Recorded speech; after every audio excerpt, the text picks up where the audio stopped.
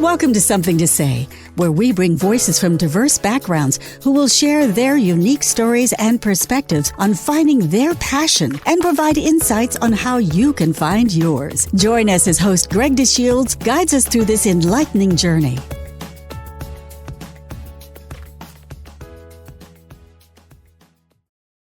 Welcome to Season 2 of Something to Say Podcasts, a unique platform that amplifies the voices of individuals from diverse backgrounds as they share their passion and purpose. I'm your host, Greg DeShields, and I'm thrilled to bring you another inspiring episode. Thank you for joining us, and today we are honored to speak with Davonne Reaves, founder and chief hospitality strategist at the Vonne Group, a travel trailblazer, hospitality enthusiast, award-winning hotel consultant, and asset manager. Leading her Atlanta-based hospitality firm, Davonne capitalizes on more than 14 years of experience in the lodging industry to teach African Americans how to become hotel investors and owners. Over the years, Davonne held positions across the industry at the event management firm Blair Consultant Services, Hotel Development Corporation, Harworth Hotels, and asset management organization CHM Warnick, where she managed portfolios totaling over $1 billion in hotel assets. With a passion for people and pineapples, the premier symbol for the hospitality industry, Davonne makes hotel ownership real and relatable, leaning into sustainable, successful strategies. Using the Vonne Group's signature system, Roadmap to Hotel Ownership, she has educated over 3,000 people and transformed the lives of individuals, helping them attain hotel ownership.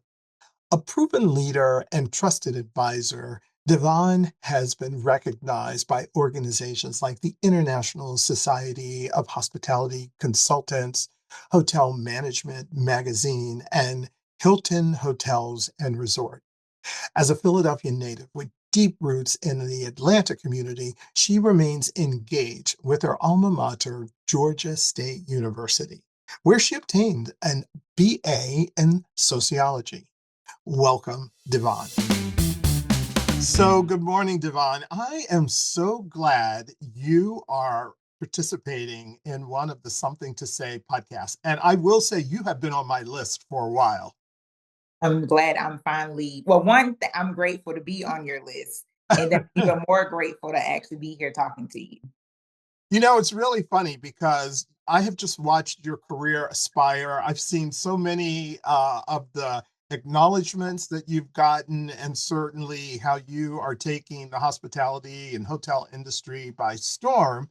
So I know that during the course of the day, minutes mean dollars. So we'll keep our conversation moving pretty quickly.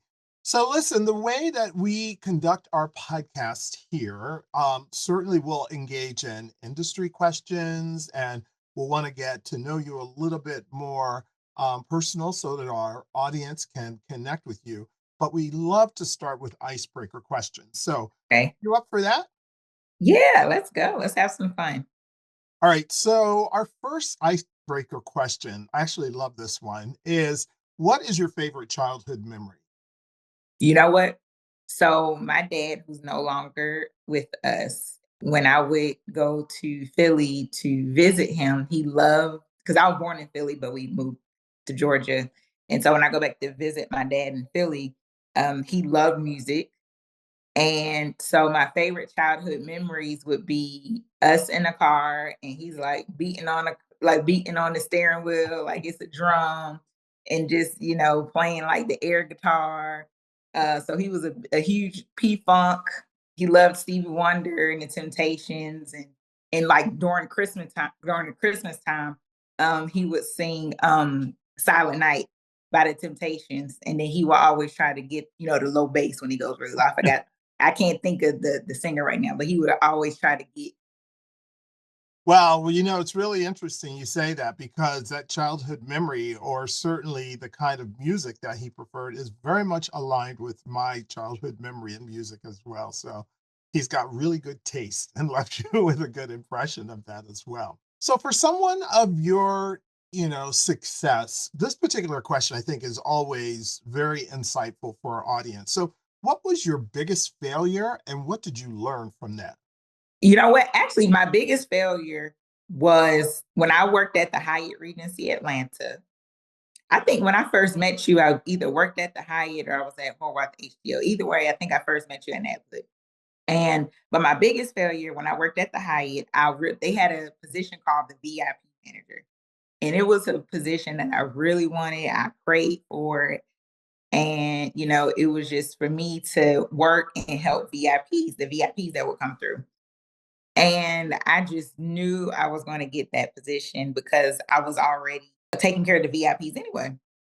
And the previous VIP manager who left, she recommended me. So I just know I was going to get it. And I didn't get the job.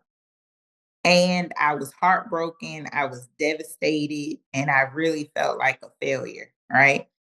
But that was probably one of the biggest blessings because if I would have, at the time, I didn't understand it was a big blessing, but everything happens for a reason. And if I would have went on that trajectory of being a VIP manager, I probably would have stayed in that position and I wouldn't have thought outside of the box of becoming a hotel owner and essentially creating this movement where I want to get more people who look like us in the hotel ownership space. Wow. It's funny. I do remember our connection with the Hyatt Regency Atlanta because I did my management training there. Hmm. Such an Hmm. iconic hotel. And the story you tell in terms of opportunities, there's been so many individuals who had opportunities presented to them, and whether it came to fruition or not, it always seemed to have provided that individual a stepping stone to something better. And it certainly Right. seems like it has done that for you. So, Yes. Yes. Very grateful. so you were in Atlanta around what years? Oh, I'm still in Atlanta. So I moved to Atlanta in 1995 with my mom. So I didn't have a choice. People are like, what brought you to Atlanta? My mom. And so I stayed because she came down to Atlanta to uh, get her master's at Clark Atlanta. And so I took advantage of, I just stayed down here. I went to Jonesboro High School, graduated from Jonesboro High School, took advantage of the hopes. I went to Georgia State University, which led me to the Cecil B. Day School of Hospitality, which led me to working at the Hyatt Regency Atlanta, and so forth, so forth. And here I am. I lived in Boston for a brief period of time, Mhm. worked at Horwath HTL, and came back to Atlanta. Have a lot of family here. And now I have a little one. He's 6. And so, he loves it here because this is so now I can't leave. So because he will be like, well, you can go, but I'm not going. Right. So his friends are here. So I don't want to uproot him. So if I don't have to. So I did my management training at the Hyatt Regency Atlanta. It was back in the 1980s. So Was that it with Miss Valerie Ferguson? I was with Miss Valerie Because that's Ferguson. right, because y'all are connected. I love her. She's my mentor. I love her. Oh my God. I have so many Valerie stories, during the course of the time I was there. And I remember as a management trainee, I had an offer to go in either food and beverage or rooms. Yeah. And I thought, well, I'm going to do food and beverage. And I had to explain to Valerie I was not going to do rooms. And she said to me, are you crazy? She said, look at me. I'm beautiful. My shoes are shining. I smell good. She said, you're going to go into food and beverage and you're going to smell like a grease pit all day long. Oh gosh, that sounds like her. But I enjoyed my time in Atlanta. And one thing I learned, even though I always would tell people I lived in Atlanta, people would correct me and say, no, you actually live in Georgia. So just make sure. Oh, I have a quick Valerie story. So when I was graduating from college, it was who's not with us anymore, late Tommy Dortch, big name in Atlanta. And he was like, I was a family friend of his. And he was like, I called him Uncle Tommy. He's like, well, what are you doing after you graduate? I was like, I don't know. Because at the time when I was graduating, because of the economy, they put a hold on the management training program. Mhm. So that was like, this is what I'm going to do. I just knew I Mhm. was going to do the management training program. Right. And they didn't have it available. I'm like, wait, really? And so he was like, well, talk to Valerie Ferguson. And so I called her secretary at the time. And I said, he told me what to say. He said, say Tommy Dorch said you need to meet with her. That's exactly what I said. My name is Davonne Reaves, and Mr. Tommy Dorch said I need to meet with Miss Valerie Ferguson. That's exactly what happened. So I'm doing research with Valerie. I'm doing research. So, because, at the Hyatt, it was a lot of people who used to work with her. That's So it. I'm just asking, like, nobody knew I was meeting with her, but I was just asking. I was like, what was it like working with Valerie? Working with Miss Ferguson? Oh, you had to have a second pair of stockings. She didn't play about that. If you had a run, if you had a hole, you had to wear stockings. She was on time. If you was on time, you was late. So I'm just gathering all this information. It was like July when I met with her. So it was like scorching hot. I had on my stockings, right? She didn't have on stockings, but it's okay. And then I had my thank you card. I had 2 thank you cards. I had a thank you card for her secretary, and I had a thank you card for Valerie, and I gave it to him as soon as I left, and I've been knowing her ever since. And I stayed in contact with her and, let her know what what was going on in my life. Yeah. So I'm very grateful. Yeah. Hey, do you recall, did she have braids back then when you met her, or was her hair pressed back then? It was short when I first met her. Yeah. I remember when she was trying to get her glam shot, and there were Atlantic Star was performing, and the people who did their album cover did her headshot. I love it. All right, so here's another question that we like to ask people. So if you could have dinner with any historical figure, who would that be and why? It changes because I watch documentaries all the time, and I watch shows that's based off of history. So right now, I'm watching The Godfather of Harlem, and it's about a former, gangster or drug dealer, Bumpy Johnson, and his relationship with Malcolm X. And so I have all these questions, right? And fortunately, I do have a good relationship with Ambassador Andrew Young. So he had a little snippet in the show. So I'm going to ask him. So he's still here. So I'm going to ask him all these questions like, what happened? Is this really true? But so I would say I definitely want to meet with Mrs. Betty Shabazz. I just want to hear her thoughts and, how did she have to go through that? I just couldn't imagine, her husband being shot in front of her with her kid. Like, I just have so many questions.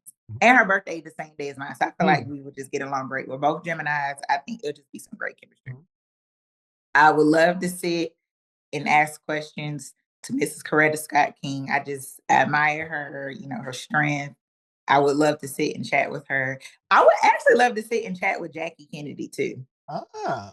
Yeah, I would love to hear her thoughts and processes on, how she was able to, navigate through that. Princess Diana, I would love to sit with Rockefeller, John D. Rockefeller, because I've been watching Titans of Wall Street. And so just hearing how he was able just to navigate and take over.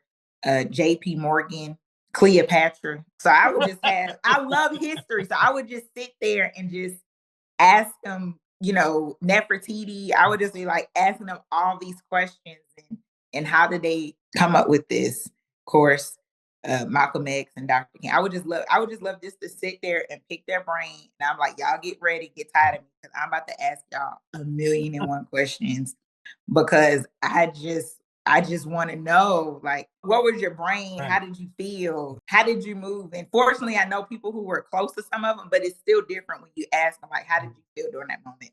So that's a really good question. It had me thinking. Yeah. Well, it's interesting because based on the group of individuals that you would like to be there, and they're all from like these different periods, it would be also interesting to see like how they would dress to come to your event, especially if they wore something from that period.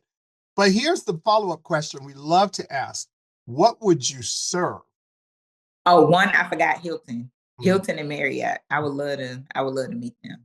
Mr. Hilton. Yes. And Mr. Marriott. I would love to sit down and pick their brain. Like, how did you come up with the whole brand like this? What will we serve? Oh my gosh, it'll be so many different types of foods. because, you have different time periods, right? So it will be a combination of soul food, it'll be probably just a lot of, I love seafood. Mhm. So seafood, I get really relaxed over crab legs. Oh God. So yeah, we're just gonna have a good time. It's not gonna be, we're gonna relax. Because when you're relaxed, you tend to open more, right? Yes, I want it very to be true. more of a conversation. I don't want it to be formal and Right. stuffy. Some of them seem boring anyway. So I want them to get loose. Because I got all these questions to ask. So I want them to be comfortable. So yeah, we'll probably have seafood and soul food, and crab legs. Well, once again, based on the individuals that you had Oh, named, and liquor. I don't drink, but they I would want them need to open up. So they're gonna get a little, they gonna have a little liquor. it. So, Yeah. it would be interesting also to see like who would start to talk to who, based on some of the people that you've kind of identified. Like, it would be interesting to see would Jackie O kind of gravitate to Coretta Scott King, and like Like, what would the conference? And they gonna be fabulous too. Like they gonna come in, they gonna be coming in stylish. Nefertiti gonna have her. It's just gonna be a lot going on. We gonna have ourselves a good old time. And see, me, I wouldn't even record it. People like, did you record it? We was having so much fun. Y'all should have been there. Well, let's talk a little bit more about you. Who has had the most influence in your life? Probably my grandmother and my dad. They're not here anymore. I was really close with my grandmother, and she was very, very, very quiet, but she was fabulous. Hmm. She was known for her hats and her purses and her shoes, and they all matched. But she was quiet. But when she talked, you paid attention. Mhm.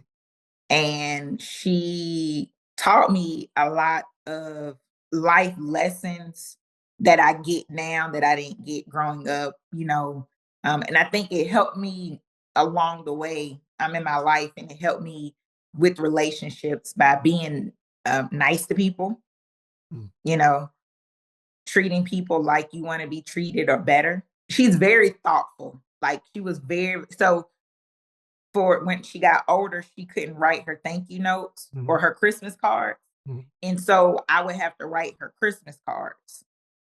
And so little things like that.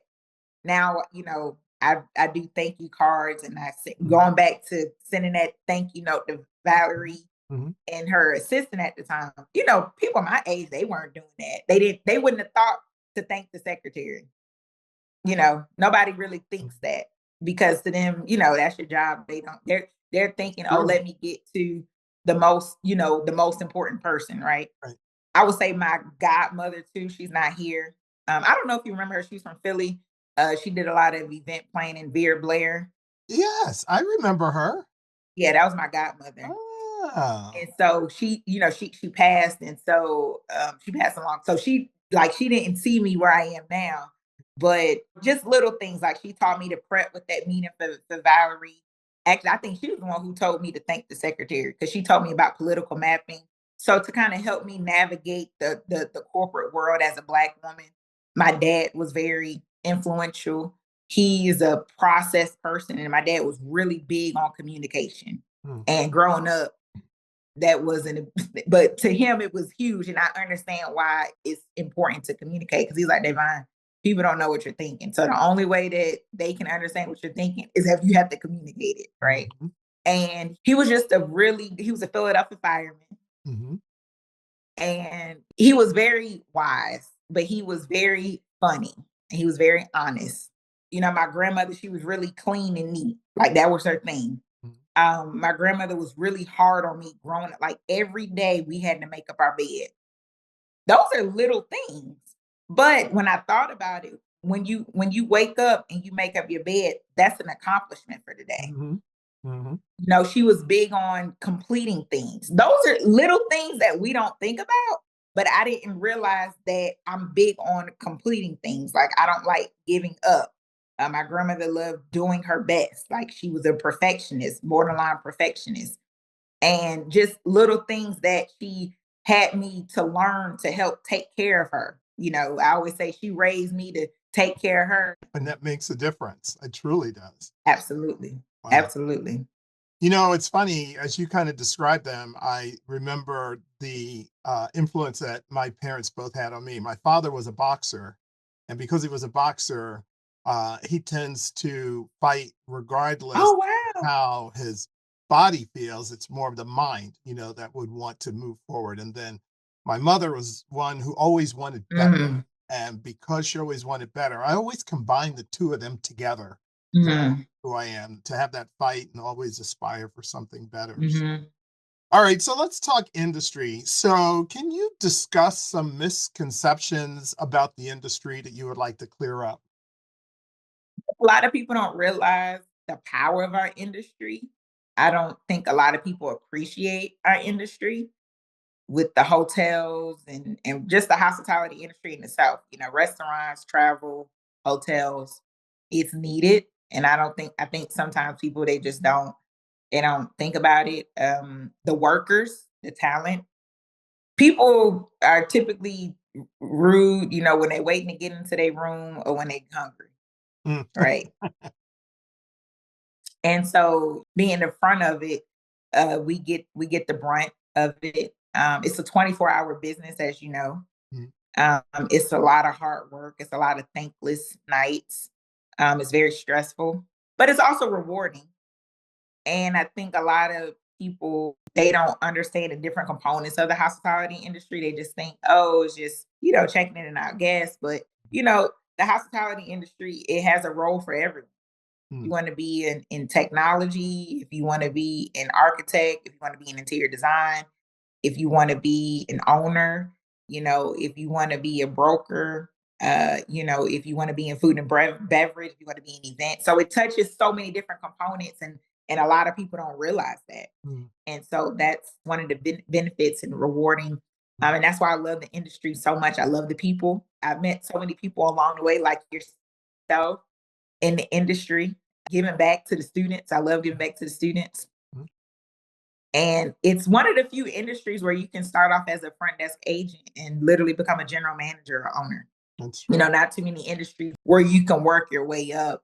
And, now we're seeing more and more people who look like us, That's that are moving up, and more people are getting exposure to the industry, right? They're getting exposure. Oh, like, oh, wow, I can, work in corporate. It's some people who they just want to be a general manager, which is great, mm, right? Or they want to be director of sales, marketing, events. So it's so many different jobs in career paths that's in the hospitality industry that's not in other industries. wow. All right, so a couple of rapid fire questions. What is the prettiest hotel that you've seen? Ooh, you know what is really pretty? The Candler Hotel in Atlanta. Ah, so what's so pretty about That's a really beautiful hotel. I actually worked on that was my first hotels that I worked on at while I was at CH and Warnick.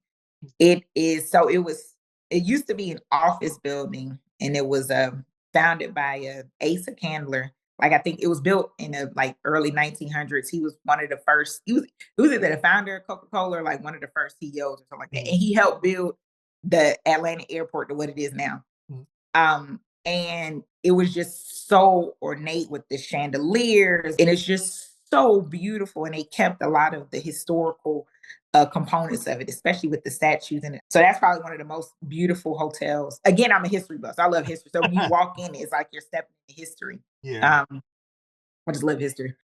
Oh. And are you a room service person, or would you rather go out and order breakfast when you stay at a hotel? It depends. Sometimes if I don't feel like getting up, I order room service. Depending on where I am, like if I'm in a cool city and they have some cool restaurants, I'll try them out. But I don't really care because I could just get some fruit. Mm, So really, it depends on who I'm with because I could easily stay at the Hampton Inn and go down, go and my son can get a waffle and I'll be happy. So, wow. but me, I really love avocado toast. So if I can find a hotel Mhm. with really good avocado toast, I'm sold. There you go. All right, so everyone is going to want to know. Tell us about your first deal. First deal, I was in Oklahoma, El Reno, Oklahoma, acquired in 2020, November 3rd. And we found the deal through a broker, hotel broker. And we bought, it was during COVID. So the owner was selling a lot of these hotels because he developed an area in Oklahoma, in El Reno, Oklahoma. And we acquired it with some business partners. And the rest is history. We came in, we brought in a new management company. Now, how many We rooms was changed it? because at the time it was an owner operator. 85. It's still around. We still have it. We haven't sold that one yet. 85 rooms. And I will say we changed the management company. Well, we brought in a management company and the employees were so happy because they were to get health benefits. So we were able to change folks' lives. So that was a really beautiful experience. During that time, we were the rate leader in the market as far as for compensation. Folks were like, "Oh my gosh, I've been needing a new pair of glasses for years," or they couldn't see, or they needed to go to the dentist, or they could finally start putting away money for retirement. So little things like that goes a long way. And so as an owner, I was happy that I was able to contribute to someone's lives. And a lot of folks, they were like, "Oh, we want to, be a general manager." And, I'm walking through the lobby playing Beyonce. And they're like, after we acquired the hotel, I always say when I buy my first hotel, I'm gonna walk through the lobby playing Beyonce Move Forever. And that's exactly what I did. And of course, the front desk agent was like, "I've never seen an owner like you before." So I would say my experience from working at the front desk and working in operations, I talked to each employee, from the front desk to the general manager, asking their thoughts, what do they want to do, what it's like working night shift, working audit, and working all three when folks call off. Just so want to let them know that I appreciate them for all that they do. Wow.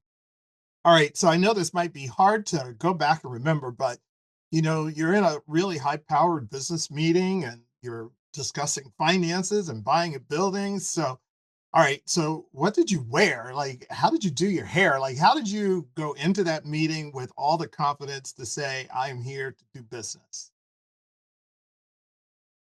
Well, when we bought that deal, it was through COVID. So we didn't really see each other. So I walked in the bank with my baby and he was running around stressing me out. So I really wasn't fabulous. I was like, and I didn't even take a picture. I was just so stressed. I was because he just kept running around and you had to make an appointment and he was just all over the bank. I was, because, we had to wire and sign the paper. It was so stressful. So that wasn't really glamorous. But when we went to the hotel, we had like a photo shoot there. So that was glamorous. So I had on a green top with a black skirt. And I walked through the lobby and I was all cute and fine. And, I wasn't as big as I am now. So you couldn't tell me nothing. So, honey, I was fabulous. And the hair was just the swinging and the makeup was just the glowing. So that part I remember. But yeah, closing, yeah, it was. I look a little struggle. Look like a hardworking mom, stressed. I look like a stressed, hardworking mother that day. Okay. So talk about green. I know you love the color green. Oh my gosh, I do love it, as you can see. So green is my birthstone. I'm born in May, and emerald is our birthstone. And so I just fell in love with green because I was like, that's my birthstone. And so when I first started off, developing my brand, my good friend of mine who's a part of my inner circle or front row, she was like, "Well, Davonne, you should always wear something green." And so she's like, "Maybe get some green glasses." And I was like, "Oh, okay." So I found some green glasses Mhm. so that way I can always wear some type of green. I got a green purse, I got a green suitcase, I got some green everything. Wow. Yeah. So listen, Oh, and money's green too. that's true. I was waiting for you to say that. I like money. All right. So I did want to ask you one other question before we kind of move to our final one. So what are your thoughts about the way innovation has really impacted the industry? And, are there some particular breakthroughs that you really like, the way it's helped to make, work or our industry better? Our industry, and I say this a lot, I think sometimes we're slow to adapt to innovation compared to other industries. I think we want to wait, which I don't know why. We want to wait to see. I don't know. It's so weird. uh, you know, but I think it's slowly changing now since leadership is changing and we getting younger folks up there. But I think innovation is necessary because if we don't innovate, then that's when we get a lot of the disruptors, right? Because if we're slow to keep up with the times, then that's how threats, like short-term rentals came, Airbnb, right? I think we finally got a handle on it. I don't think they're going anywhere, but I just think the hotels, I think it's different than it was over 10 years ago, right?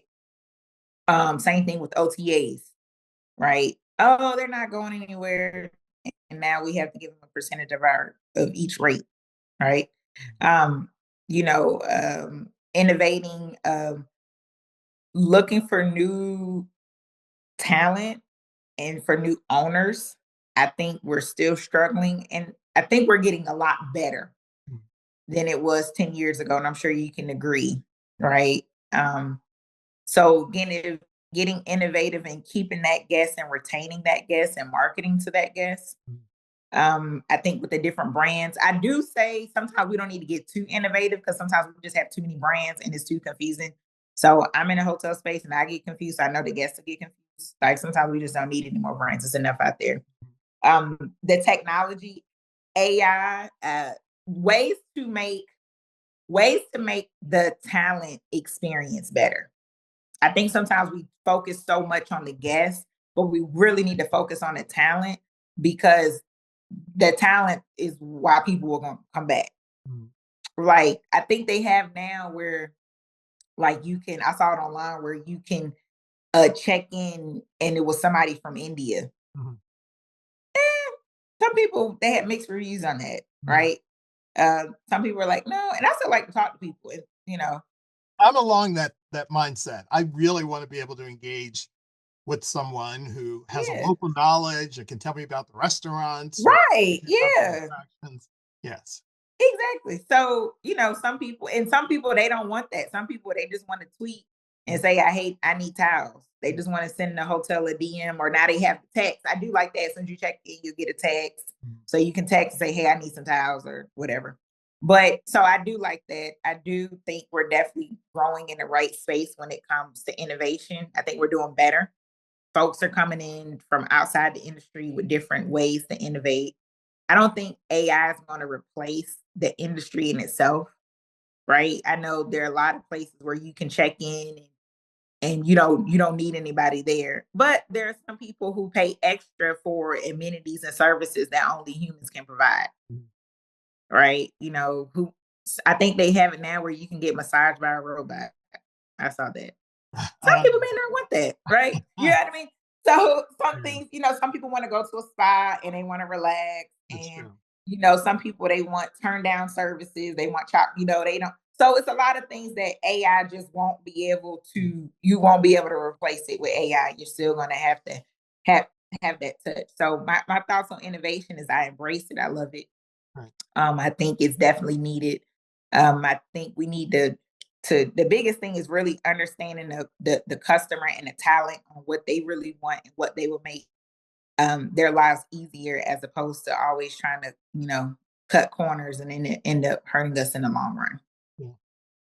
So I have so many other questions I want to ask you, but there's one question, and it might be a little bit of a curveball, but I think it's so important.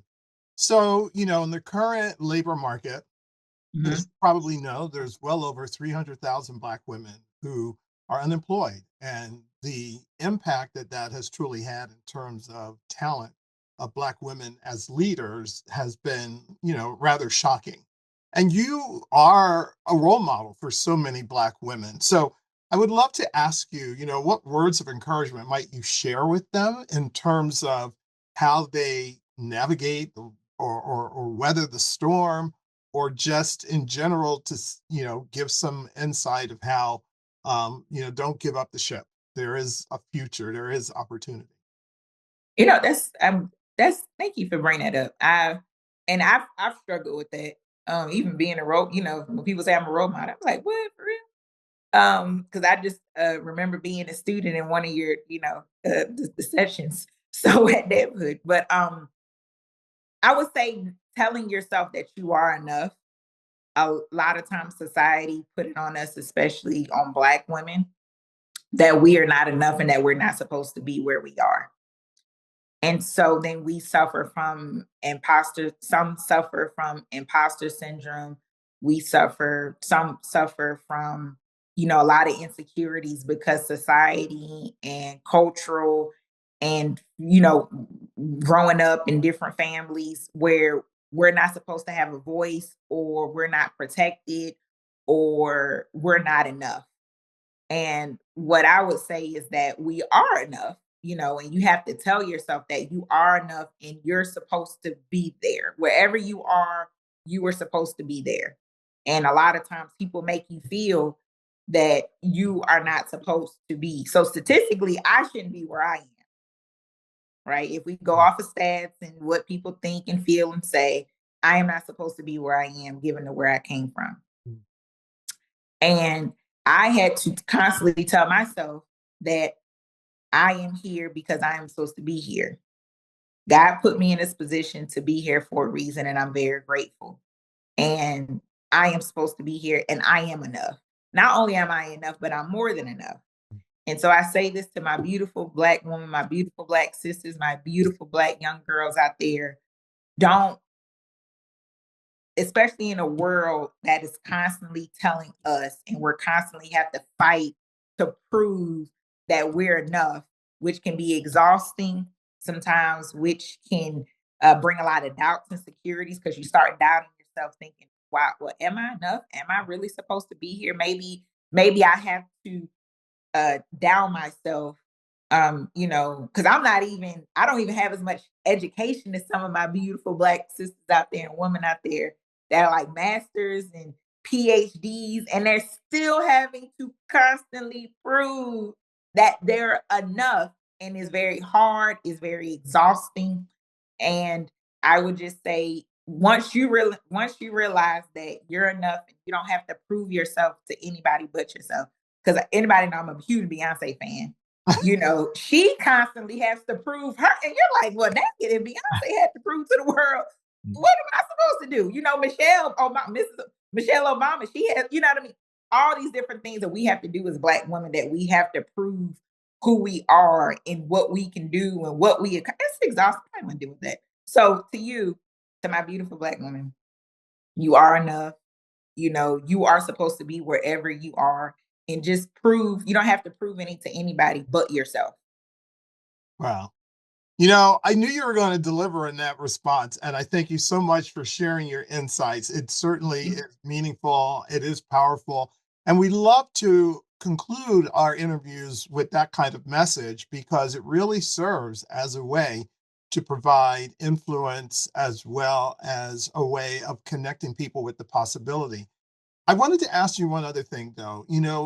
We are something to say, and the real important part of our interviews is how passion has really influenced people's personal as well as their business success. So, how has passion really influenced you?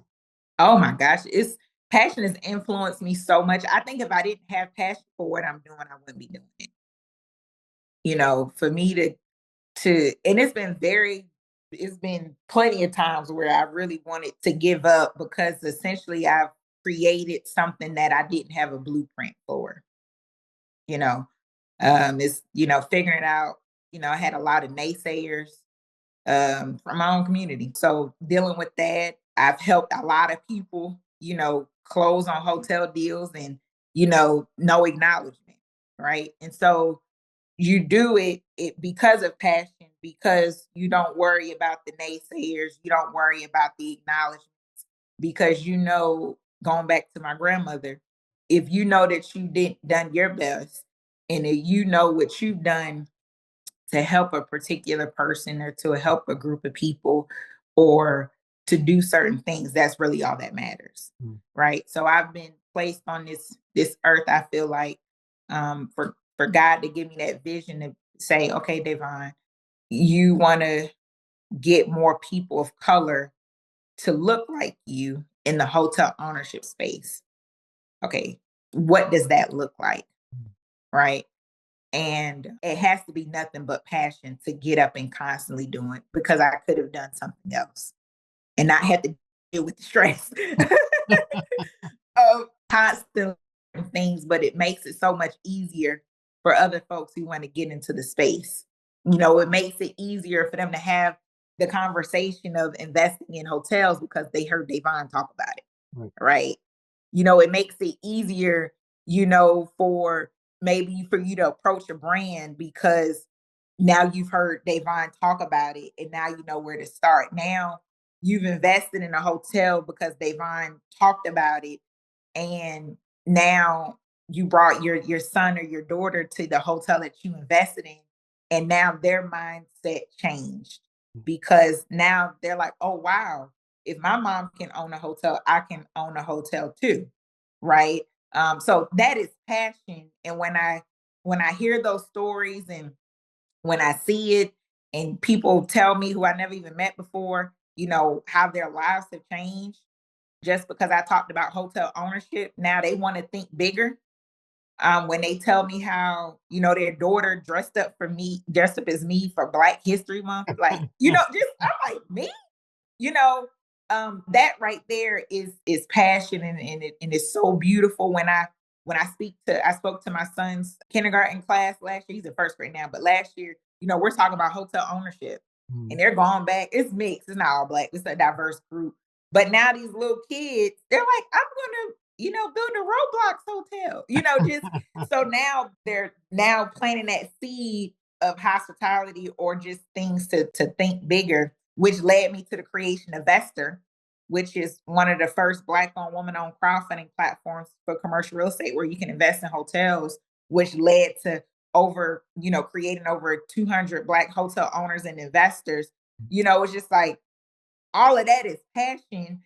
And it just came up with it just started from one idea and from one seed and just to see, where it's going.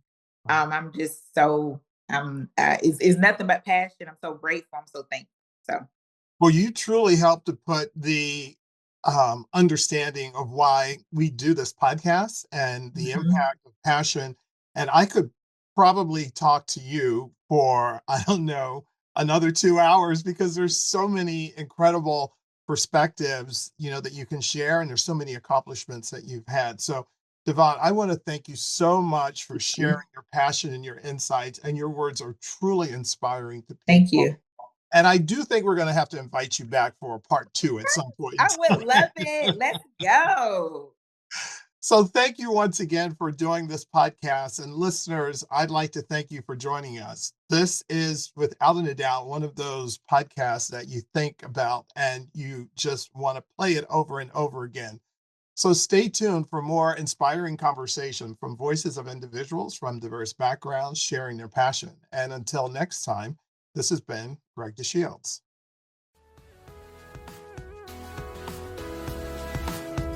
Thank you for tuning in to Something to Say. We trust you found some valuable insights and takeaways that can help you find your passion. Don't miss out on future episodes. Please subscribe, rate, and review us on your preferred platform. We value your feedback and suggestions, so let us know how we can serve you better. Keep the conversation going and stay inspired until we meet again. Take care and happy listening.